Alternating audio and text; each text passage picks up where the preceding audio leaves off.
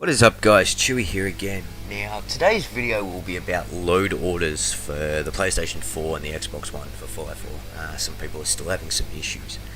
Now, the way the load order works is the mods load from top to bottom, but every mod underneath will affect a core game file, another mod, and I'll go into a little bit more detail later on in the video.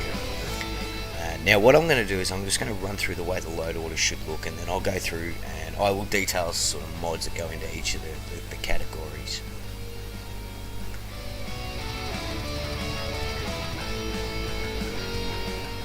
So top to bottom, new quests, land masses, factions, bug fixes and unofficial patches, settlement building mods, gameplay changes and tweaks, visual, texture, atmospheric and environment mods, settlement changes and tweaks, sorting and menu changes, character, NPC and model replaces, new weapons, armor and clothing, and finally crafting mods.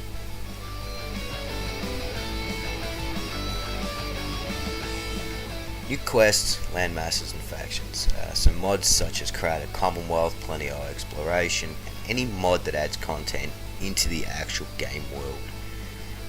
Bug fixes, unofficial patches. So unofficial Fallout 4 patch is the main one, but there are a few others, so they sort of need to go higher in the list. Settlement building mods, USO legacy version, and anything that adds structures and items to the workshop menu, but no mods that actually sort those, such as workshop rearranged and now the new version of USO. Gameplay changes and tweaks, new HUDs, any gameplay changes to the base game. An example would be any of the leveled lists, unleveled wasteland, the zombie walkers mod. Now it can go lower, but it's preferred to be here, and including any of the DLC patches that go with these mods. Visual, texture, atmospheric and environment mods, such as weather overhauls and the DLC patches. An example would be True Storms. This will automatically move higher on Xbox One in a load order. Other examples will be like Overgrowth, Visual Galaxy, Blood textures, things like that. But check the descriptions, because a lot of mod authors will actually have, will let you know where to place it, so it works well with other people's similar mods. Settlement changes and tweaks, settlement overhauls, cleanups, someone's made a mod and it's fixed the buildings. I know in my load order some of them were in the wrong places, but and they get moved higher or lower automatically, so don't be too worried. Sorting and menu changes, such as Valdassi's item sorting, workshop rearranged, and more recently the new version of USO, because it actually overrides the vanilla raider category, but not ones that actually add items to those sort of menus.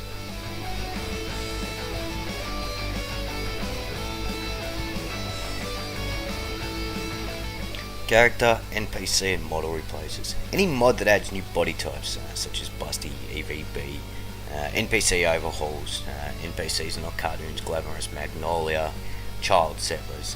You want these lower because they change the core files for the NPCs in the game.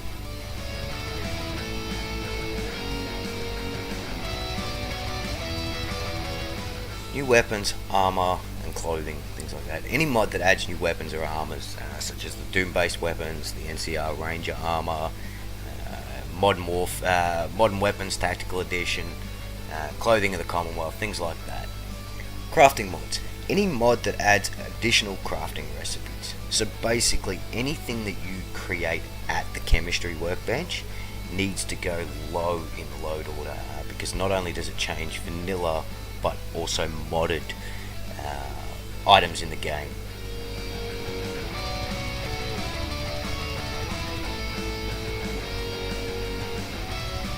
Weapons and armor modifications. So any mod that adds weapons or armor and the modifications to new or vanilla weapons and armors in the game. An example would be like see-through scopes, unified clothing overhaul, and it's sort of add-ons like that. You want it low so that it changes, again, not only the vanilla, but also the modded weapons as well.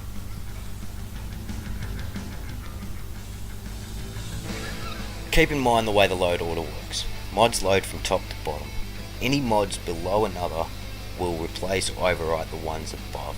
So some examples for that would be if you had two mods that had different hairstyles, and you had an NPC that had a certain hairstyle, you would want the mod with the hairstyle you wanted on your NPC to be lower, so that overwrites all the others above, so you don't end up with a bald NPC or a mod conflict.